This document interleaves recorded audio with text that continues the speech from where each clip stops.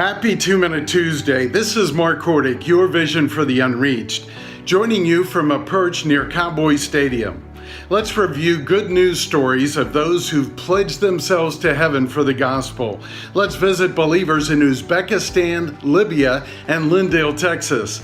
An historic week for Christians in Uzbekistan. A delegation from the U.S., including Christian attorneys, will meet to discuss religious freedom issues with their Central Asian counterparts for the first time in the country's 94-year history.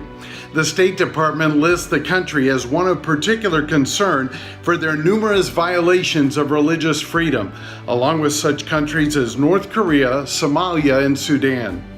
Let's pray for clear communication to support Uzbeks suffering persecution and for the delegation to be wise as serpents and harmless as doves. Let's head south to Libya, where Adele, a staff member from the Arab World Media, fielded a call from Hadid, and the two discussed the presence of ISIS in the North African country. Hadid came from a Muslim background.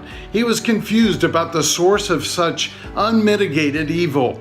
Then he told Adele about a Christian he'd recently met whose actions were diametrically opposite of what he observed among ISIS or Muslims.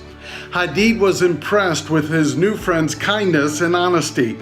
So Adele carefully told Hadid about how Jesus suffered on his behalf, and through Jesus' death, burial, and resurrection, Hadid could experience new life as he turned from his sin and trusted Jesus alone for his salvation. Very exciting to hear how God rescued a social media browser on Arab World Media site in the heart of where ISIS has landed.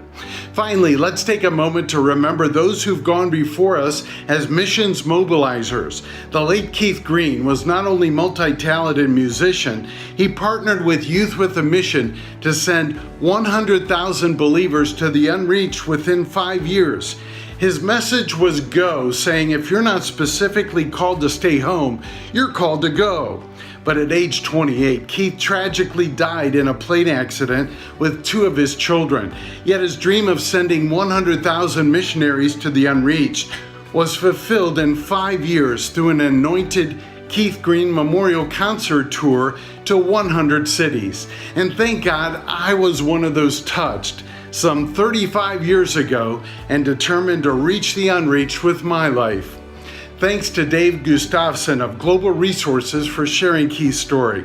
Truly, Hebrews 11:4 says, though he is dead, yet he still speaks. God is leading an unprecedented worldwide movement toward the unreached.